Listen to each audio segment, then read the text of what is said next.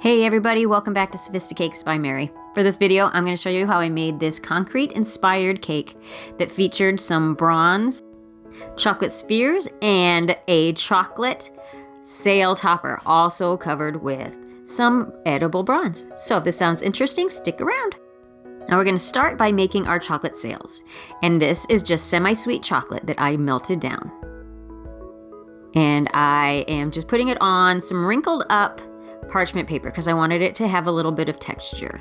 And I'm just spreading it out a little bit thinner with an offset spatula. Now this does not need to be neat and tidy. This is just a more abstract type of topper, so you can just put them on here however you want. And we're gonna add some more movement in it by wrinkling up and pinching together some pieces and clipping them with some clothespins. You could also use your clips that you used to keep your bags of chips fresh. Anything that's going to hold that together. This is just creating some wave type movement in them.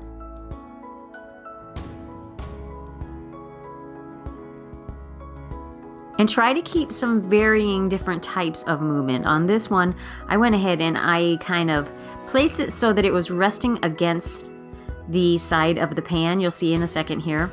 This one right here, so that it gave it a little bit different kind of movement. I just thought I'd try that and see if I like that. And then once we get these pinned into place, go ahead and set them. You can set them in your refrigerator for a good 10-15 minutes to solidify, or even at room temperature until they are dried and cooled. And while those are cooling and drying, I'm going to go ahead and put the buttercream on my already pre-crumb coated cake. This is just a gray color. I'm doing a concrete-inspired technique, which I have done on other videos, but I am doing this one a little different because I'm adding that color on top of it. But you'll see how I do that with my spatula in a minute here. So I'm just going ahead and putting it on fairly smooth. Don't stress out about getting it completely smooth, since it's going to have some textured movement to it anyway. And your little imperfections are actually going to add to the look of your concrete.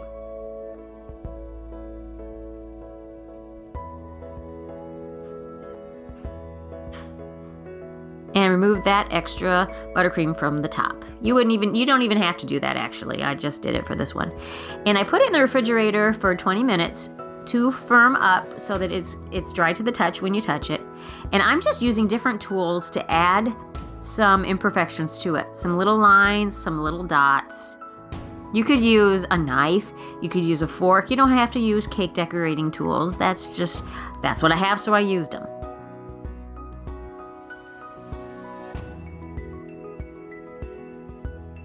Just keep in mind that concrete is definitely flawed.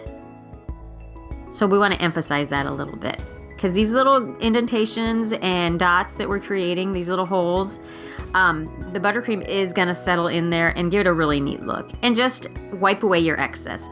That was a clay carving tool that I'm using right there too. I just wanted to make it a little deeper. You don't have to do that.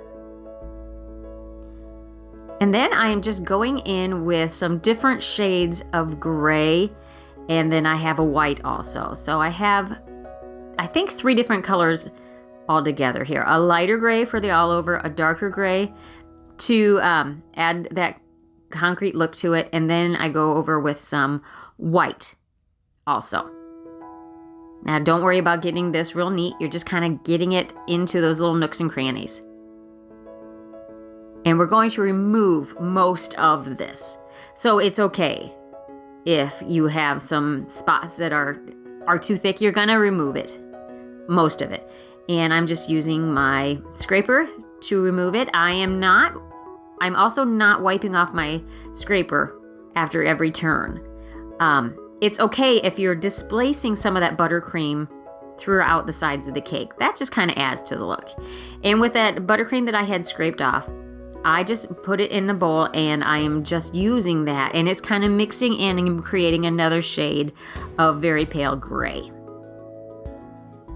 And just go ahead and add some more of that if you want to. You don't have to do that extra amount of buttercream.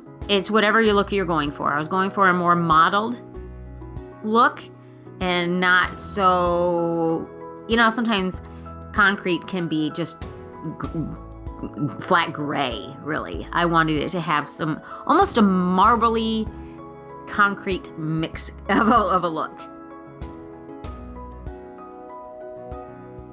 And just remove that until you get it the way you want it. And remember to move that excess off the top if you're wanting a flat top.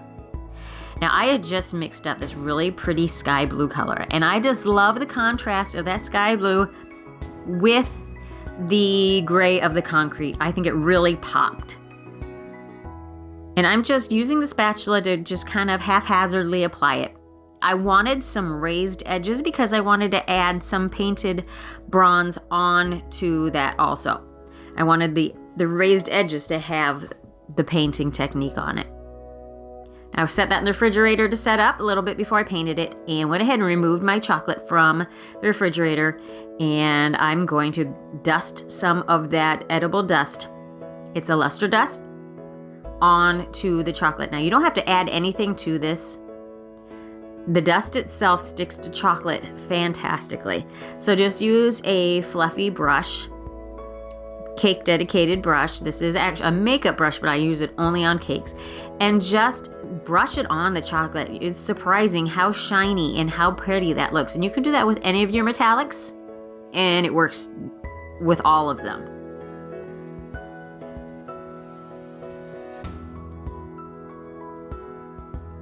Now just make sure you cover the front and the back, since if you're doing this for an order, they're going to see all sides.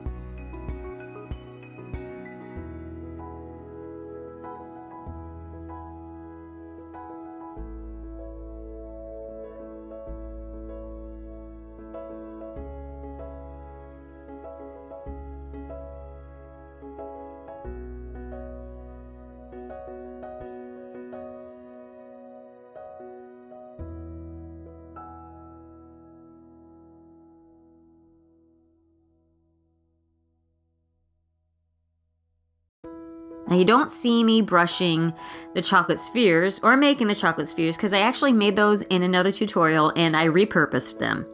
They were gold, but I put some of this metallic color on them as well, and just reused them.